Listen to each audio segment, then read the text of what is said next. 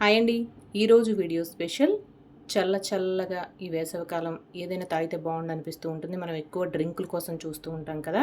అలా కాకుండా హెల్త్ పరంగా కానీ చలవ చేయడానికి ఒంటికి చాలా మంచిదండి ఇది నన్నారి జ్యూసు. ఈ నన్నారి జ్యూస్ అనేది మనం ఇంట్లో తయారు చేసుకోవచ్చు.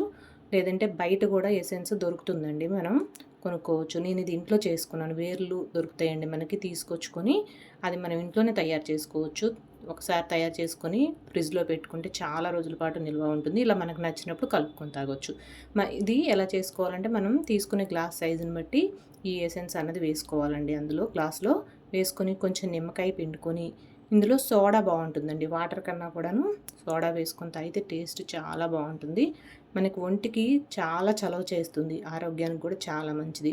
మనం బయటికి ఎండకు అది ఎళ్ళొచ్చినా చేసినా చల్లగా తాగాలనిపిస్తూ ఉంటుంది కదా. అలాంటప్పుడు ఇది తయారు చేసుకునే ఎసెన్స్ కనుక ఫ్రిడ్జ్లో ఉంటే వెంటనే సోడా కానీ లేదంటే కూల్ వాటర్ కానీ వేసుకొని తాగితే సరిపోతుంది. ఇందులో పంచదార కూడా వేరే మనం సపరేట్గా వేసుకొని అక్కర్లేదండి. ఎందుకంటే ఎసెన్స్ తయారు చేసినప్పుడే అందులో షుగర్ వేసి మరిగించుతాం దాన్ని. అందుకే మనం ప్రత్యేకంగా షుగర్ వేసుకొని అక్కర్లేదు.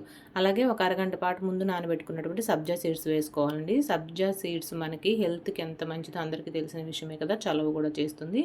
వేసుకుని ఒకసారి కలుపుకొని తీపి సరిపోయిందో లేదో చూసుకొని, చాలకపోతే కొంచెం ఎసెన్సే వేసుకోవాలండి. షుగర్ ఏం వేసుకోనక్కర్లేదు.